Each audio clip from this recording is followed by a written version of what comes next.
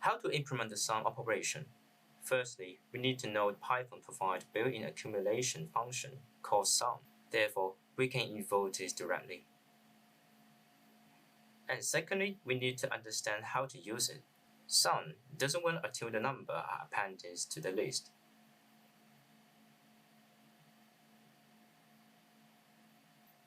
So, let's check this evaluate that.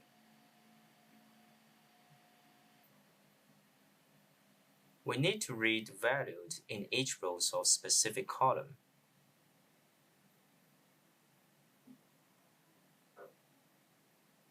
And using loop, append them into the list and calculate the sum in this loop.